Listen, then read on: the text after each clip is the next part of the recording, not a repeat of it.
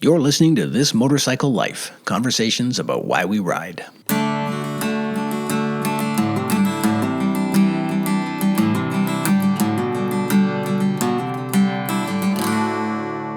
Episode 13, Invictus. I'm Bruce Philp. Thanks for listening. Well, things are going to get a little serious in this episode, even for me, so brace yourself. Having a motorcycle in your life, it turns out, isn't always just for fun. But first, let's take care of a bit of business. As always, I want to acknowledge the promotional support of my friends at Eat, Sleep, Ride. The stories in these podcasts are about riders like you and me, and Eat, Sleep, Ride is a great place to meet them. You can discover this community magazine at eatsleepride.com, and I also recommend that you download their free mobile app at your preferred app store. I don't ride without it. Thanks, guys. I also want to say thanks again to you for your support and for the iTunes ratings and the emails that you've shared. This podcast hit another audience milestone last month and has now had listeners in over 50 countries. That's really encouraging and a little bit amazing, given that this format is so different from the big players in the motorcycle podcasting community. I'm looking forward to meeting a few of them at AIM Expo in Las Vegas next week, and thanks to you, I'm going to feel like I belong. Okay, let's go. Well, they say you never see a motorcycle parked in front of a therapist's office. That aphorism crossed my mind one sunny day this past July as I got dressed for a 6-hour round trip to a part of the province that I hadn't seen in years. Some listeners may remember that last fall, around the time of the Hugh Francis Anderson interview, my father passed away. Over the winter, my sister and I agreed on a place where he might like to have his ashes scattered, and that I would take care of it. Well, my dad had been a motorcyclist, and so, although we had had a difficult relationship and weren't very close, I decided to take him on one last ride to do the deed. The perfect day came, I tucked him into my tailbag, and we set off. Well, I'll just tell you that this process isn't necessarily as dignified as you might imagine. In fact, uncertain of the legality of what I was doing, scattering my father's ashes more closely resembled an episode of Mr. Bean than a Hollywood ending. But a couple of things stayed with me. The first was that on that ride, I'd had this weird feeling that he was happy back there. And the second was that on the way home, I really did feel better about everything. That's what reminded me of that old line about motorcycles and therapists' offices. And I thought it might make for an interesting conversation, assuming I could find someone with the courage to have it. Well, never underestimate your fellow motorcyclists. Thanks to the lively Toronto moto scene on Instagram, I was fortunate to find Kat Martin. Kat is a lifelong motorcyclist and a certified rider instructor. And in an emotional Instagram post last spring, she had marked the passage of a pretty terrible chapter in her life, one in which she had endured the death of a friend, a terminal cancer diagnosis for her mother, and the end of her marriage. When I nervously asked her if she'd be willing to talk about the role her motorcycle had played in that battle, she didn't hesitate. Like a lot of riding instructors, Kat turns out to be pretty unsentimental about the machines we ride, but in her story, there is no mistaking the load that they can carry. I reached Kat Martin at her home in Toronto. Hi, Kat. How are you doing? I'm good. How are you? I'm great. I'm great, actually. And we're going to talk about why in a second. But first, I want to say thanks for speaking with me, and especially for talking about something that I think is pretty common in the life of a motorcyclist, but maybe not something that people are really very open about. And that's all about whether our bikes can be our therapist or not. So this will be one of the more philosophical journeys that I've been on in this podcast. But I really do appreciate you making the time and for sharing your story. I got to start by asking, did you ride today? No, I did not.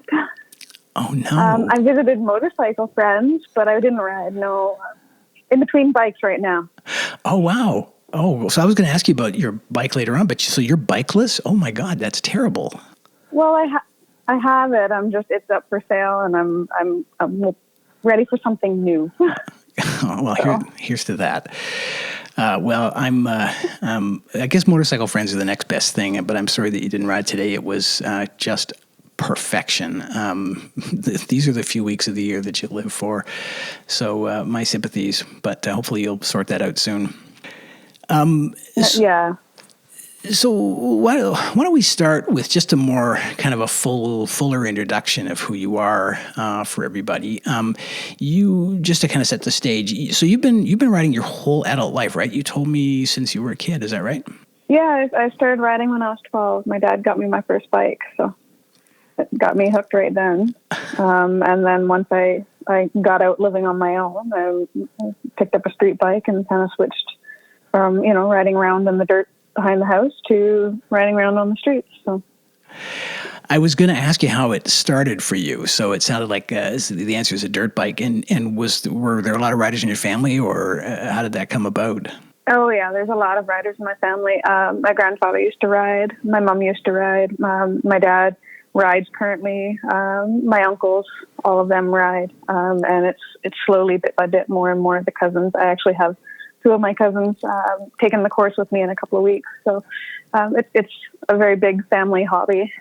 Oh, that's awesome. I don't know if you had a chance to listen to the episode before last, the two Bolton brothers from Colorado who are from a riding family. And I have to say, after I talked with them, I really felt kind of envious about that. So that's really cool.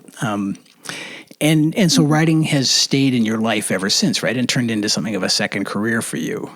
Yeah, it's when I took my course, because of course it's the whole licensing thing's been a go for the last for a number of years. So I took the course. I took the first course, and then when I was ready to get my full M, I took another course, and I had apparently the guy who runs that company was the driver in the car behind me, and I hopped off the bike, and he said, we don't have a lot of female instructors. He's like, it would be great if you would, when you get about 15,000 clicks under your belt, let us know, and we'll look at bringing you on as an instructor. And what I don't think he was prepared for is I spent the next summer getting that 15,000 clicks. So the next summer I told him, I have it. It's on my odometer. I can prove it. And he said, no, actually, we didn't expect you to get that so fast. You need your full M for 3 years. I was kind of a little down and out over it. My ex-husband paints on the side. So a friend of his was bringing a bike over to get painted, and him and his friend were taking care of the bike, and I was chatting with the wife, and turns out the friend was a part of another motorcycle school, so was the wife, and they said, we don't care about how long you've had your M. We just need to know that you have your M and that you're truly enthusiastic about this. You can't just, do this as just to make money. You have to truly be passionate about motorcycling. You have to be really throughout your entire life, like embedded in there somehow. So I kind of explained my history and sent in a resume, and that's how I started with learning curves. And so now you're an instructor, and you've been instructing for how long? Since about 2011, so about 7 years now. Oh, wow. And do you teach both the M1 exit and M2 exit riders as well? Yeah, I started last summer doing the M2 exit, which I enjoy both facets. The first one, you're sharing the passion, and you get to really see it bloom in a lot of the students. Second one, you get to help them exit the whole licensing and off into the world, and you get a chance to kind of impart some, a couple of little safety things here and there to help make sure they have a long riding career. Whether they take them in or not, that's up to them. But it's kind of nice to be out riding with them too. So. Yeah, it's a side of riding culture that I don't think most people get to see, and it must be fascinating. I mean, I know in my own case, we have a lot of listeners who, probably haven't had to live with a graduated licensing system, but when we talk about M1 and M2, that's what we're talking about. And when I took my M1 exit, I passed by like the skin of my teeth. And when I went back 3 years later to do my M2 exit, I actually did pretty well. And I went back to the same school and had the same instructors, and they actually seemed to care about that. I was really quite touched. So it feels like that must be meaningful work. Yeah, it's nice to be able to see students, because I'll admit it's hard. I usually teach 2 times a month, and that's usually roughly 30 students I'm teaching a month. times that over the amount of months I'm working, from April to, end of October, November, that's a lot of students. So I don't usually recognize them, which I feel bad about, but you usually remember the ones that something happened. So I try to tell them that, if I don't remember you, please don't take offense. It's a compliment. It's just the nature of things. But when I get a student showing up for the M2 exit and they're like, you had me as a student years ago. Like, it's nice to see them progress. And now they're out on the streets with their own bike, and you get to see what they got and ask them about the last few years of riding and, see what kind of little motorcycling world they've been in for the last couple of years. And it's nice to see that. Yeah. And it is a sort of a small community, which I guess brings us to how you and I ended up having this conversation. And so this will, this turns a little more serious for a minute, but I think we both follow a lot of the same people in the Toronto riding community on Instagram, and I think that's how we connected. Mm-hmm. And one day last March, I saw a post from you, and it was a picture. It looked like a wedding picture, a really lovely wedding picture.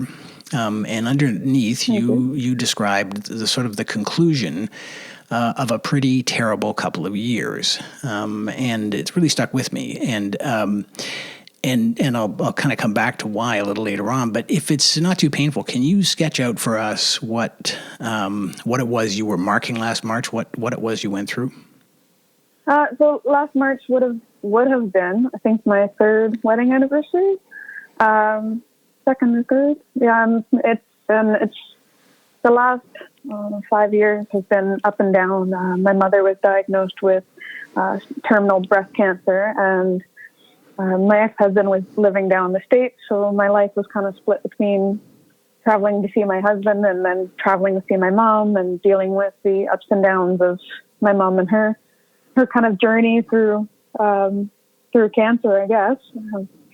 So it was very much jogged in and around. And then my mom took a bit of a spill a couple of years ago, just a downward. Her cancer kind of went in spurts downwards instead of a slow progressive. So we had an emergency a couple of years ago. I had to go out west and take care of her, and realized the marriage was not going to be the supportive, wonderful, dreamlike marriage I hoped it would be. Came back, did some thinking, and started the divorce proceedings. And then just recently my mother passed away. So the journey is kind of, the last 5 years has been encompassed with, getting married, getting divorced, sorting out, helping my mother through her process.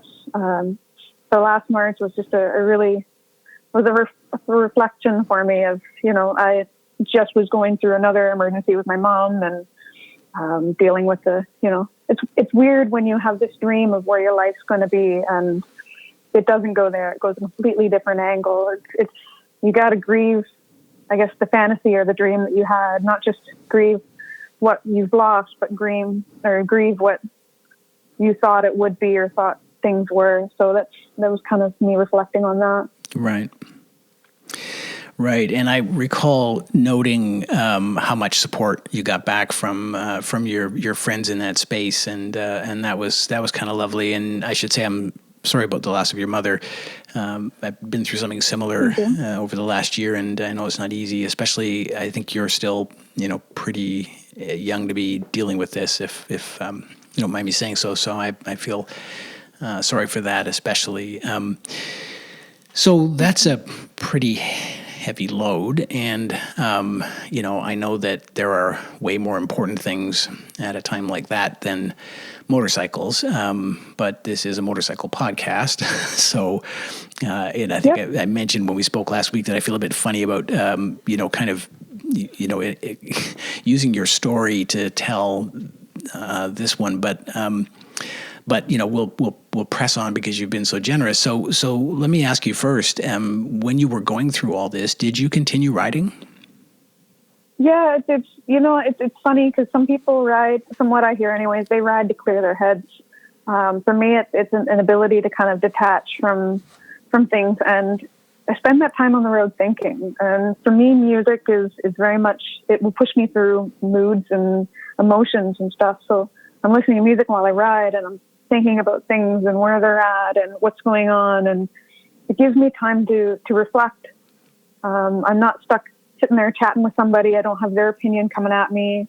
I can reflect now on their opinions, and see, just, I don't know, reevaluate things, I guess. It's a very, spend a lot of time thinking when I'm on the bike, as weird as that seems. So riding really helped me clarify the path I was on and the path out of the options in front of me, the path I needed to be on. And so, I kept riding. It's too much of a joy to stop.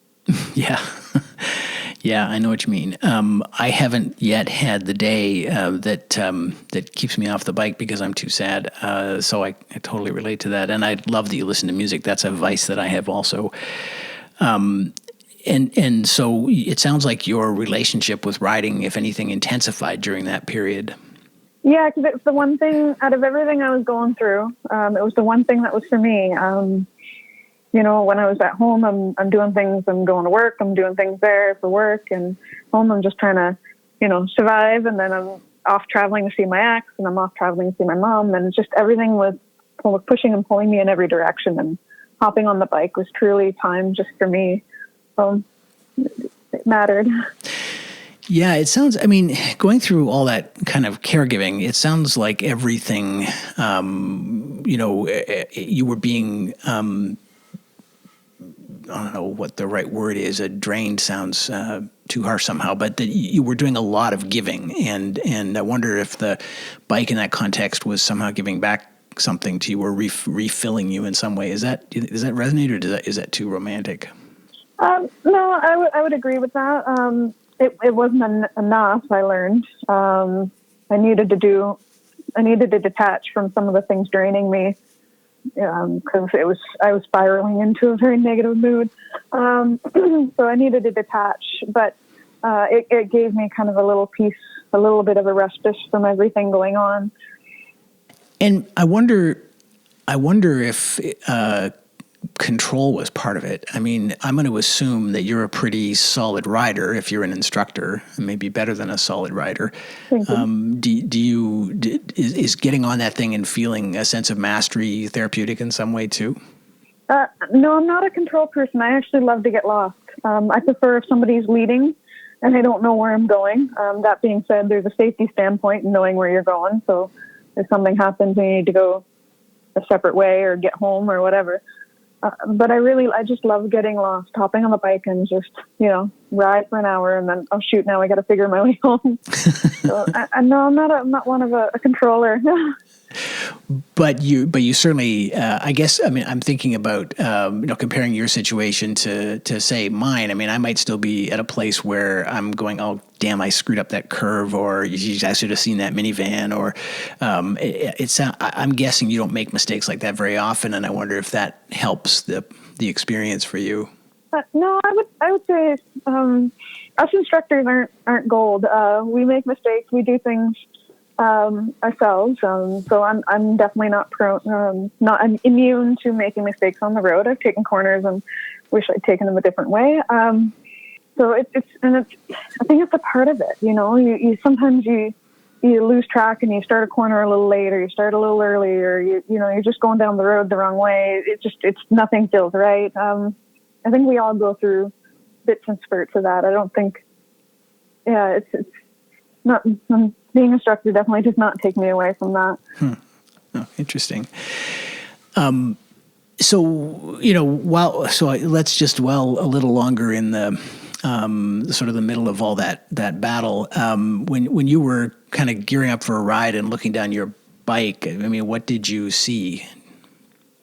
I don't think there's any philosophical thing for me for that. I see a bike. I see a way to break free. Just hop on the bike and go. Well, that's a sane answer. I would I would give you a much nerdier answer than that if you'd asked me that question. But that's a sane answer. I like that. So I was going to ask you kind of next about being on the bike and whether it was a time to think and reflect or whether it was a chance to get away from thinking and reflecting. And I think you're saying that you used that time to think and reflect, that you were in your head as well as in the moment. How do you do that? Mm-hmm. Just the way I am, I guess. So it's just, like I can totally react to what's going on around me. It's like hitting pause on a show, right? Like you've got a corner coming up, you pause, you handle the corner, put it back on play. Something's happening on the road. You've got a stupid car in front of you doing stupid things. You hit pause, you deal with the car. Maybe that will distract you and put you on a different mind track. I don't know. I feel bad because I think I miss out on some things while I'm riding. I've had times where I'm out for a ride and somebody's like, "Hey, did you see that on the, that animal on that farm or whatever?" And it's like, "No, I didn't." Focused on the road, focused on everything else that was more directly around me. So, right. I guess especially if you're thinking in between those moments, it's hard to have the big view. Mm-hmm. So I guess I can probably anticipate that you'll give me a pretty sane answer to this question too, but I'll ask it anyway. For me, one of the most sort of intoxicating things about riding is the awareness that you have your life in your own hands, that there's something kind of absolute and real about that makes the experience just a bit more intense, and whatever effect it has, it makes it more powerful somehow. Do you feel that way as a rider? Yeah, I guess so. I don't really know how to answer that one. I'm sorry. No, that's okay. Well, so the reason I asked was that I wondered if that was some comfort to you when you were overcoming all this stuff. That because obviously what we're kind of kicking at here is, why is it that riding a motorcycle is so therapeutic? And I'm wondering whether part of it is that it's so real. I think it could be that.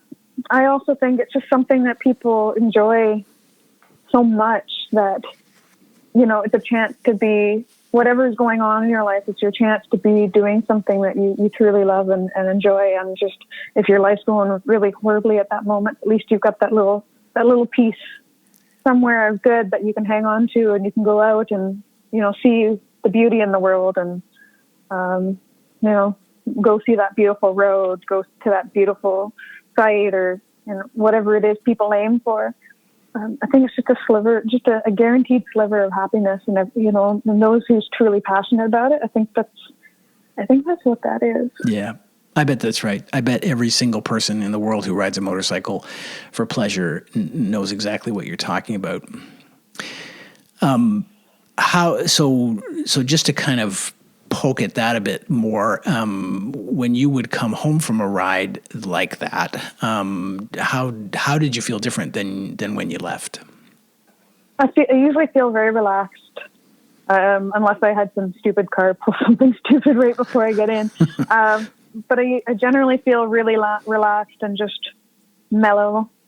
And then you would face your reality again. And were you somehow strengthened by that sense of relaxation, or how did that feeling connect with the battle that was going on in your life elsewhere? I don't think I truly disconnected from anything, because there didn't ever feel like there was a detachment and a reattachment. It's like it was always there. Right. I just would come back and just be a little bit more relaxed about everything, and just for a little period of time, at least, I knew that I could handle things just a little bit better for a little while. So, now your bike, the one that you're selling, was a big cruiser, right? Yeah, V-Star 1100. Yeah, so that's, I don't know, maybe I'm making too much of this, but it occurs to me that that's the kind of bike that would leave you with that mellow feeling if you wanted it to. Yeah, for some reason, I just don't get the relaxation vibes from a sport bike. Right. I don't know if it's just the riders that tend to aim for that, or just my own impressions of it, or what. I just feel like, and it's not like cruisers aren't capable of doing this stuff. I think that's just kind of a misconception many people have. You can ride a cruiser just as aggressively. It's the character, it's the person behind the handlebars. But I just ride cruisers. I feel are just better capable of doing, or better suited for doing the long distance trips. So you can hop on a bike and just leave everything for a week or two. Might not be the most comfortable, but at least it's more comfortable than a sport bike. You can load all your stuff. You don't have to worry about forgetting something if you can probably fit it on, and get out and see the world. Yeah. Yeah. And I mean, I think, bikes have personalities, and maybe I'll eventually grow out of the believing that, but I kind of think they do. And I would find something reassuring about a big loping twin if I was looking to kind of escape the world for a minute and feel better. I'm sure everybody's got their own drug, but but I can kind of relate to that one. So I want to ask you a bit about the role that sort of community plays in the way that motorcycling, grounds us and gives us some ballast when times are tough. I have this sort of funny paradox about the psychological benefits of riding for me. On the one hand, I prefer to ride alone, and so mostly that's what I do. But at the same time, I find it so kind of uplifting to see other riders out there. And I love it when, somebody returns a wave. And I love it when there's this kind of, acknowledgement that we're all sharing something, even if I don't have to talk to you. Sounds a bit antisocial. But, and I feel a little bit that way about the community on, Instagram, for example. It kind of performs that same function, that I would rather have this experience in a solitary way, but I love knowing that other people are out there doing the same thing. And for me, that is kind of therapeutic. Does knowing that the rest of us were out there, did knowing that help when you were hurting? No, not for me. I mean, I have a lot of friends that I work with that are big time riders, and just they would help get me out riding when I just wasn't feeling up for it. But I enjoy riding with people, and I enjoy riding on my own. Knowing there's others out there that understand the passion, I think that just generally makes motorcyclists feel happy to know that there's other crazy people like us out there. Right. But I didn't feel like it added anything extra during that period. I think it was what it was. Yeah. And that makes sense. I mean, there are days when I've gone for a ride and someone has, waved or, expressed some admiration for my bike, and I've been in the kind of mood where I wanted to turn around and go catch up with them and say, thanks. You have no idea what that meant to me. But maybe that says more about me than it does about motorcycling. When you're I don't think so. I think that's kind of the same with anything. You just snag somebody on the right day and just telling them that they've got a nice haircut, or those glasses look nice, or whatever. I think that just generally tends to just make people feel good. And I think that's stuff that people should be doing more often. Yeah, that's sure true. I think when we talked on the phone the other day, we sort of made a passing reference to the sort of state of the world. However you look at that, and I thought afterwards, boy, if everything was like this, wouldn't the world be an awesome place? Because when it comes to riding a bike, the bad days are very rare. They're usually my fault, and everybody who does it to be happy. Yep. So do you get emotional on the bike ever? You said you listen to music, and that has to be a trigger. Do you find yourself kind of overcome at certain moments? Yeah, but I don't think you can let yourself get too far into emotions on a bike. I think that's when it starts to become a little bit dangerous, I guess, if you start becoming so wrapped up in them that now you're breaking out or whatever. I will admit I've had moments where I was close, but you kind of got to scale back and go, no, I'm here on the bike and I need to make sure that I'm get home safe. Right. So that's smart. I'm not sure I'm not sure I can say the same thing for me. And I've had emails from listeners from time to time who talk about, kind of their interior life when they're riding. Because I guess they think that, I'm a kindred spirit in that respect, and they're probably right. I certainly, I mean, I feel when I'm writing like I'm, especially if I'm listening to music, like I'm kind of in a movie, and so it does. Not in the sense of, hey, aren't I cool, but in the sense that I'm in, completely dwelling in the, right hemisphere of my brain. And I think a lot of people like that about it, but I think what you're saying probably makes sense, that you should probably keep the reins on it until you're parked again. But I got to say, you must be made of steel if you can stay that focused even when life is tough and you're listening to good music and riding your motorcycle. I'm not sure I could.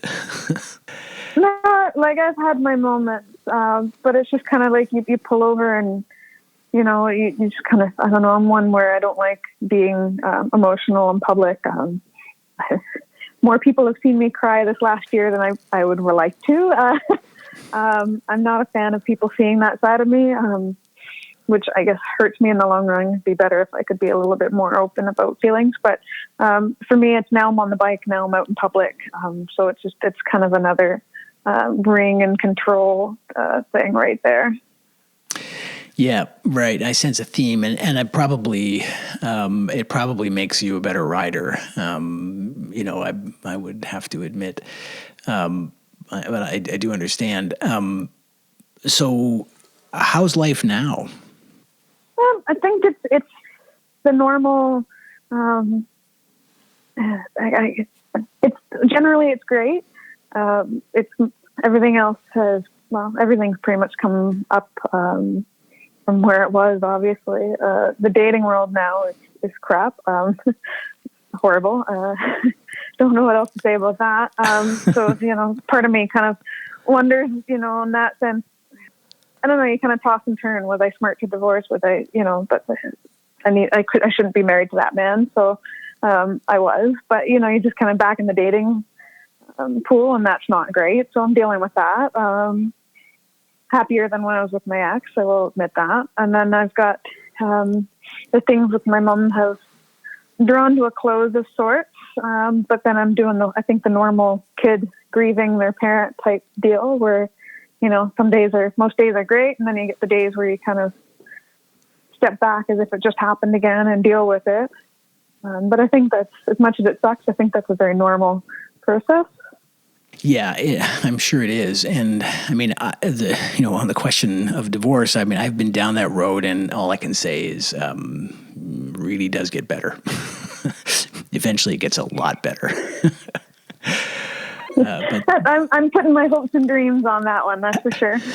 That's a conversation we can have over a beer sometime. But keep the faith. So I'm curious. So you mentioned you were selling your bike, and that was kind of interesting to me. And again, I think we've probably, people who are listening to this conversation have probably figured out that I'm the sentimental one and you're the practical one here. But so if there's one thing that I have had all my adult life, and everything else has been sold or lost or passed on to somebody, but the one thing that I have never let go of is a guitar. And so okay. It's kind of been with me for all the things that have happened to me, fantastic things and shitty things, and so because it's been a constant, it's sort of become to me kind of more than a guitar. So I'll never let it go. My other guitars, they're always on notice, but that one I'll keep forever, because that's my kind of Irish soul, I guess, but I get sentimental about things. So I would feel, if I had gone through what you'd gone through, that bike would seem pretty special to me after, all the comfort that it had provided. But it sounds like it didn't. You didn't see your bike differently when the clouds started to, kind of clear. Is that true? Yeah, it's. I mean, my bike is special to me. But I've had bikes over the years. I've had different bikes over the years. And I feel like, some things, and same with people, some things come into our lives for forever. They're there from the start, they go to the end. And then I think some things they come into our lives, they do their little duty while they're there. And then then there comes a time to part with things. And that bike has, let me see Canada. It's let me see my family in a whole new light, because I got to start riding with some of my uncles and stuff, which I wouldn't have done, without the bigger bike. And so it's done a lot of things for me. But it just, I don't know, I kind of resolved while I was on the trip out west and back, that it's, while I love this bike and I can maneuver it like I'd love to with another bike, and but it's just, I'm ready for I don't know, I guess it's the technological aspect of it, but I just kind of I want something with some different features and some, there's things that have annoyed me, because it's, even if you love something dearly, there's always something about it that you can probably find that you don't like. Yeah. And I find my attention's being drawn more and more to those things on this bike, and I love it. It's got the power I need. It's comfortable. It's all of that. It's just time for me to let it go. I'm ready for something else. It's funny. The last time I hopped on it was to do an M2 exit, and because a Saturday and Sunday you're out riding, and the Sunday I hopped on the bike and I'm like, no, I'm done. I want off. So I parked it and I haven't hopped on it since. So that's so here I go being sentimental again, but I think that's actually kind of cool, because there seems to be a theme in your story here that, it's time to sort of let go of stuff and make room for new stuff. And it's almost like your bike is part of that, is sort of marking that moment somehow. Does it feel like that? I mean, for you to kind of just get on one day and say, no, we're finished. I've heard people talk that way about horses, but never motorcycles. Is there some symbolism there, do you think? Maybe. I think it's probably the same feelings, whether it's a horse or a motorcycle. It's I don't know how to describe the feeling. Like, it's time for me to let it go. It's probably being the practical. It's at the point in its life where it needs somebody who can do more work on it. It needs a little bit of love, and it's a great engine. It's a great bike. Just needs some attention, and I don't feel like that's my role for it. I think that it's time for somebody to take it and maybe rip it apart and do something to it, turn it into something new. I think that's where that bike is in its life. Mm-hmm. And so, do you see?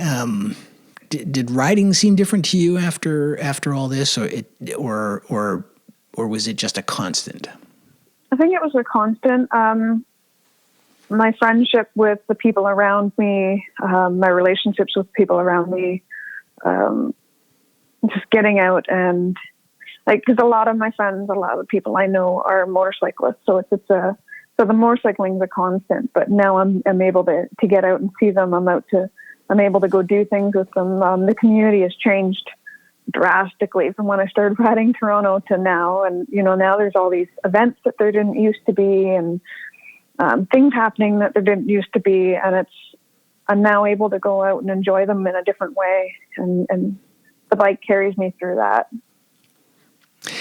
Yeah, I totally hear what you're saying about the community. I'm sometimes very envious that, let's just say I wish that I wasn't so far away, but you guys sure look like you're having a lot of fun down there, I must say.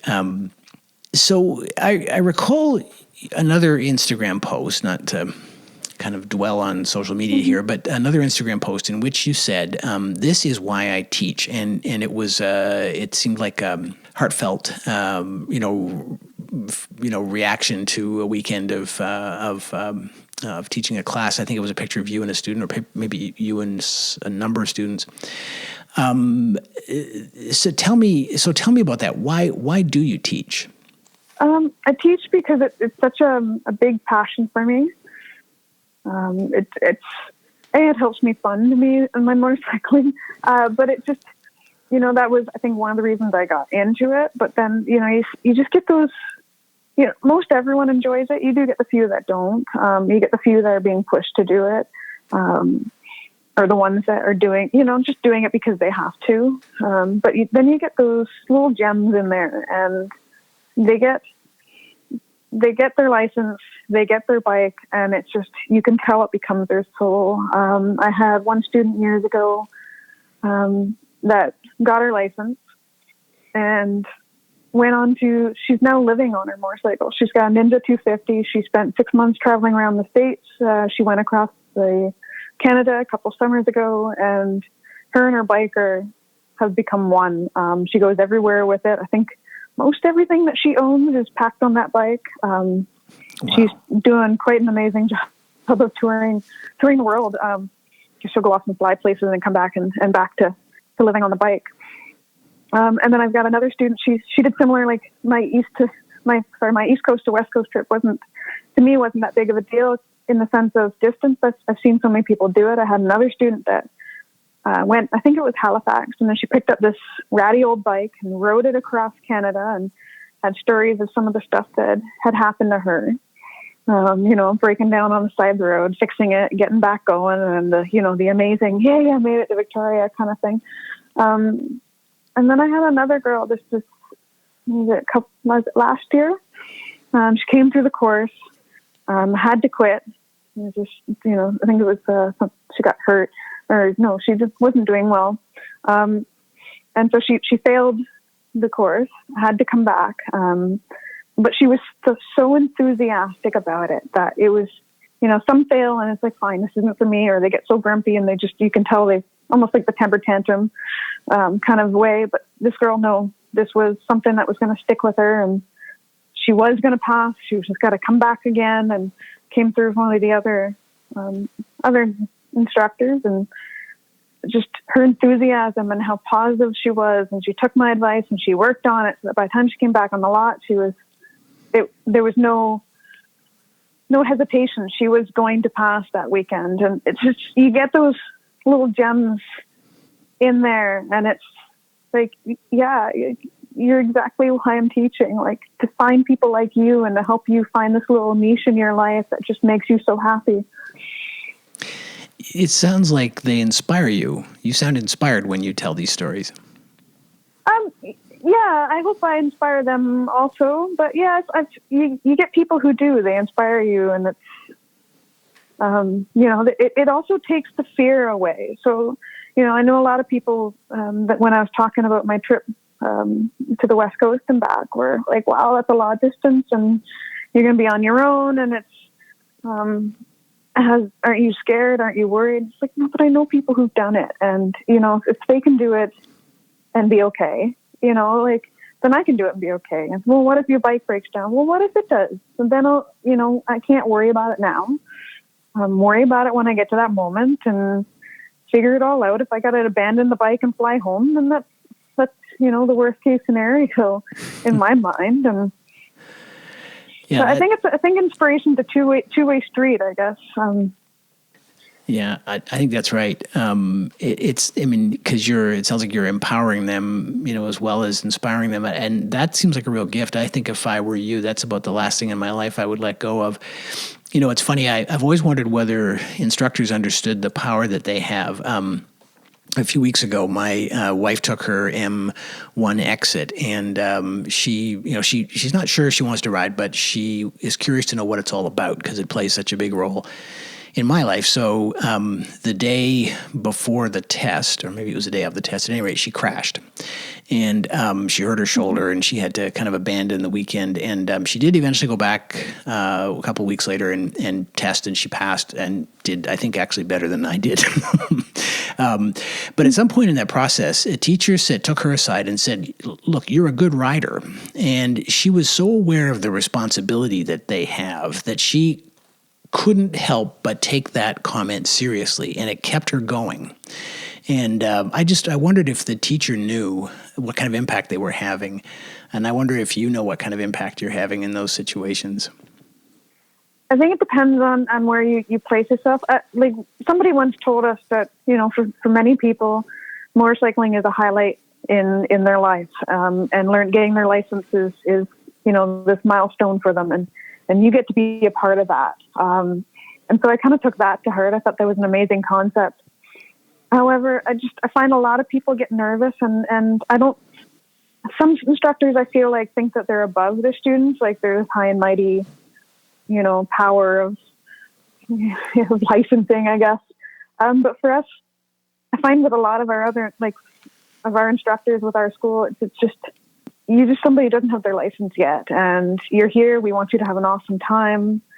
We're going to joke around with you. We're going to have fun. We're going to try to make this the best weekend possible, regardless of what gets thrown at us. I find with a lot of the people who are in their heads, I got to be a cheerleader, because you see what they're capable of, and sometimes somebody can't see what they're capable of. So. Right.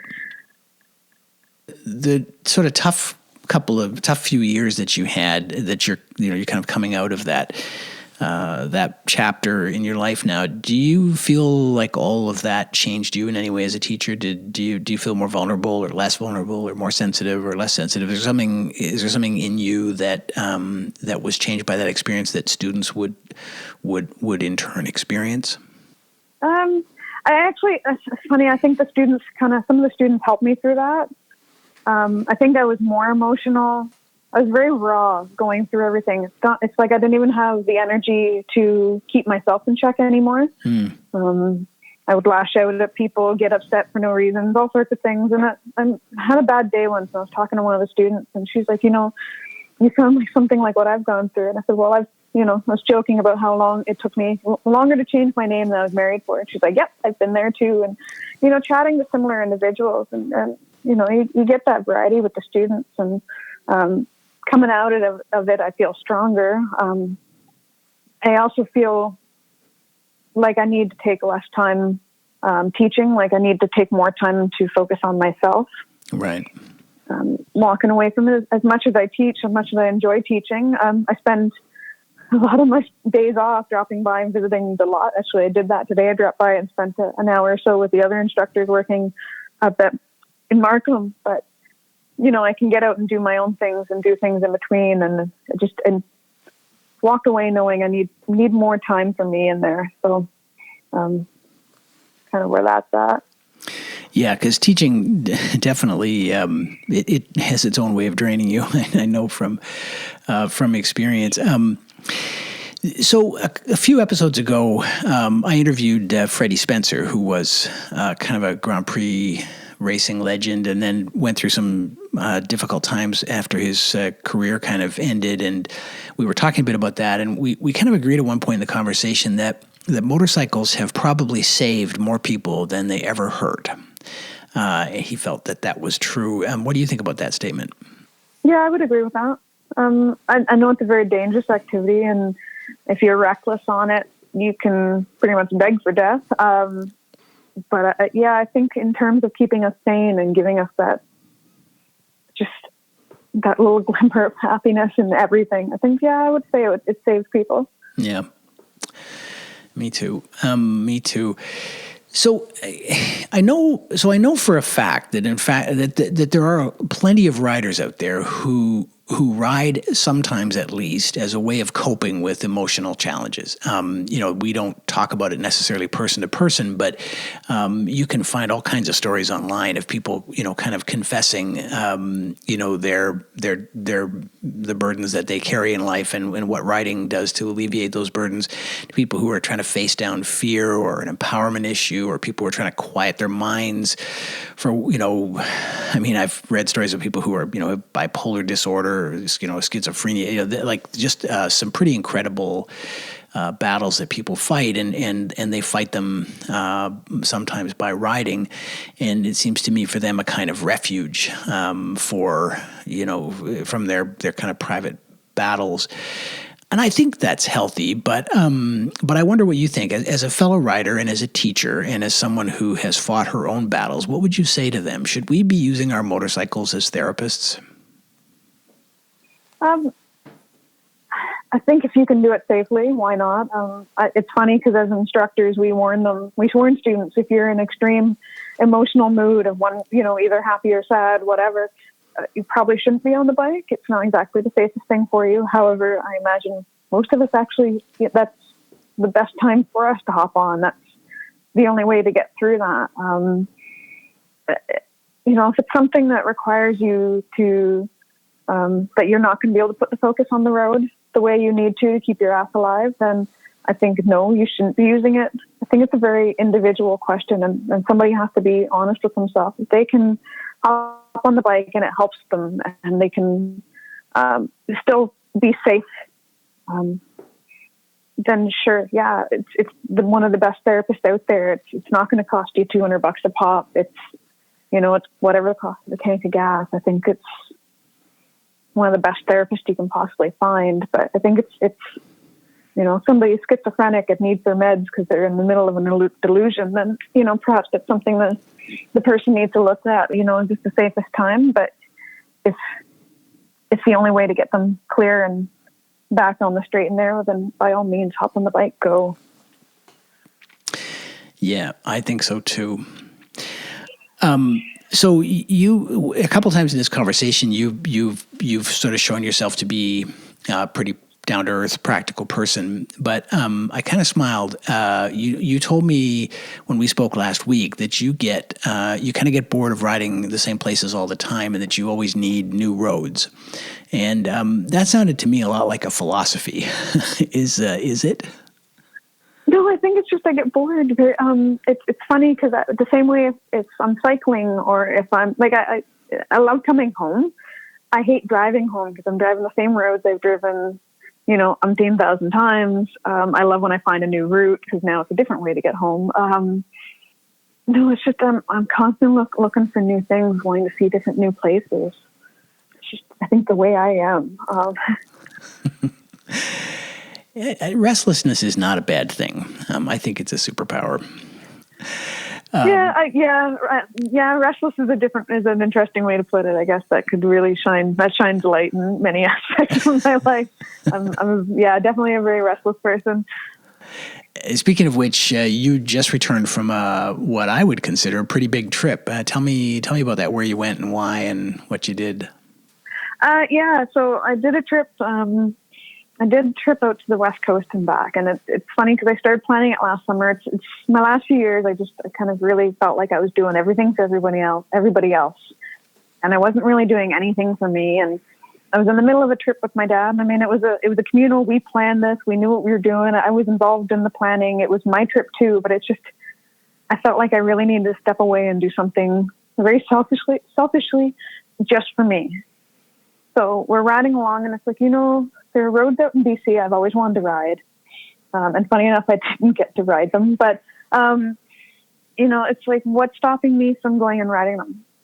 Nothing. What do I need to do to start putting this into place? Okay, so I need to sit down and figure out how long this is going to take. I need to figure out, what am I going to do along the way? And what's my focus? And kind of step back and plan it a little bit. And then I booked the time off, and funny enough, I got it approved, and it's like, okay, I guess I'm doing this.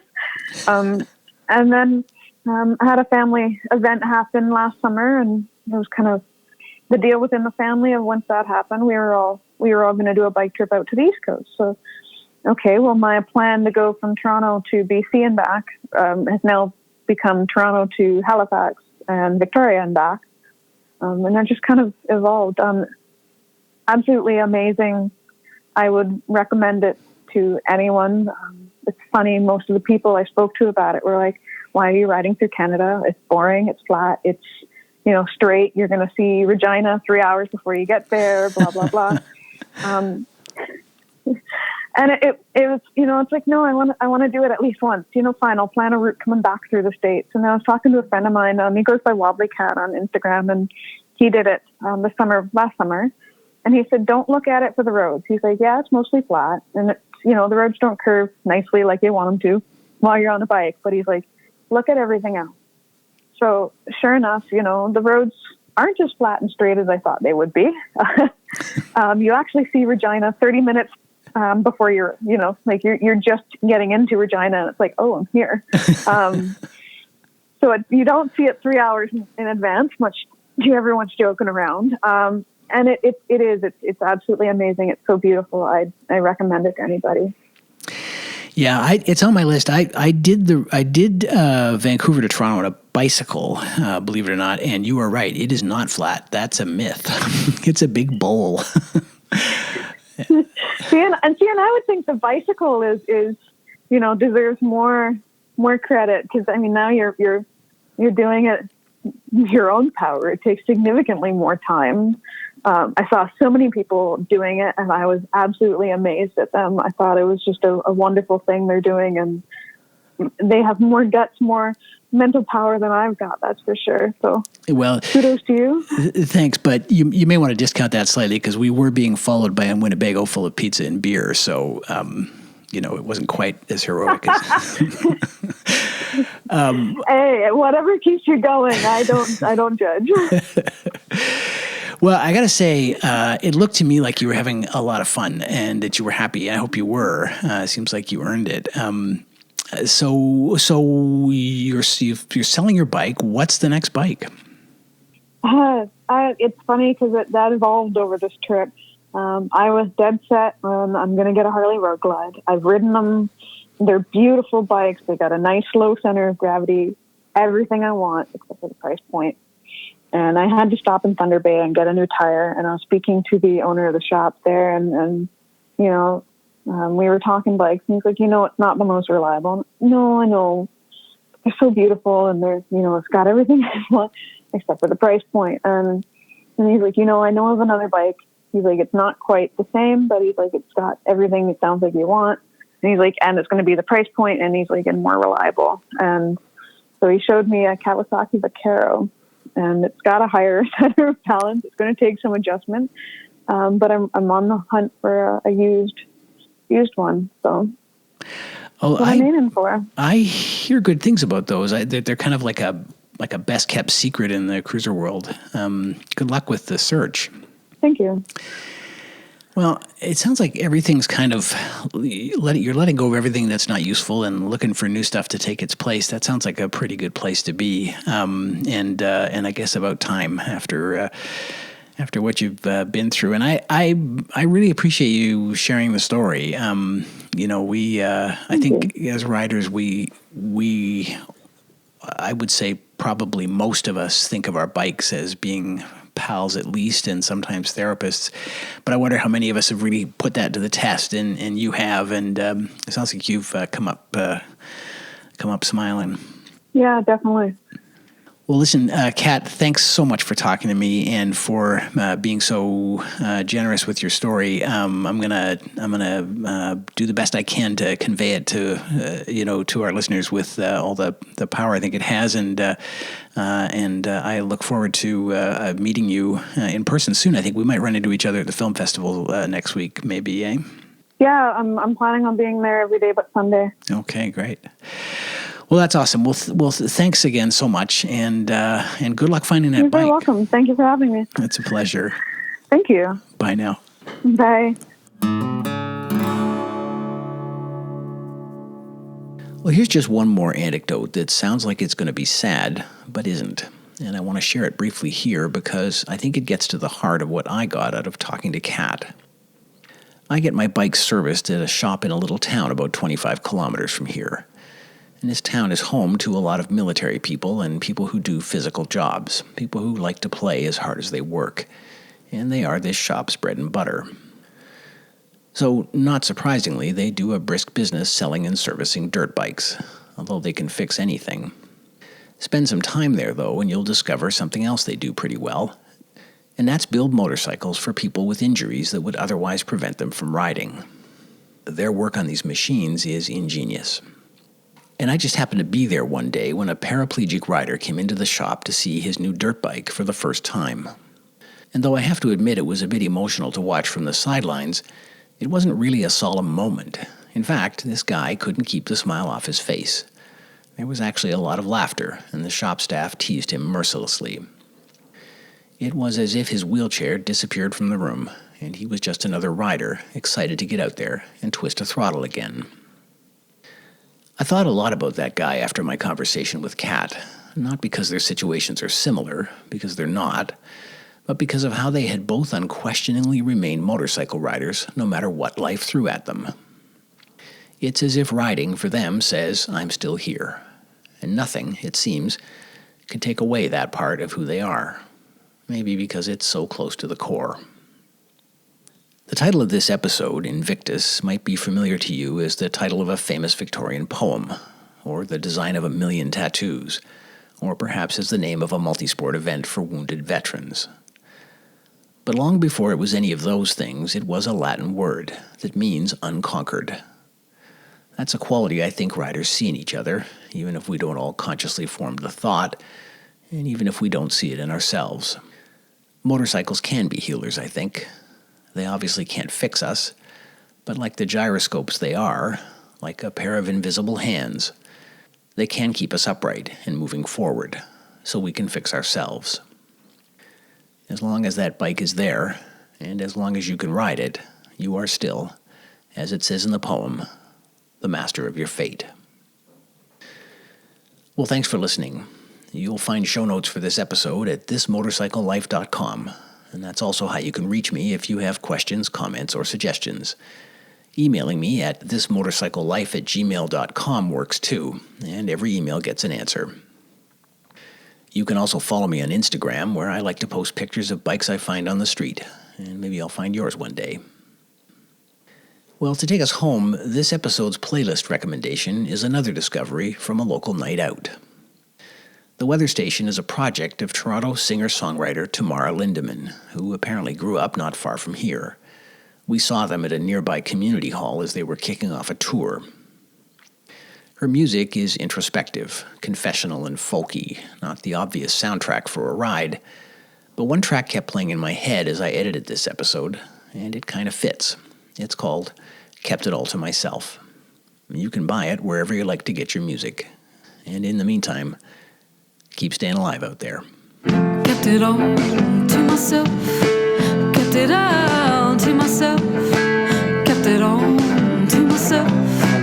There were days when the luminescence of the skies and the deep brown grasses struck me so hard in the early evening. Can hardly take it.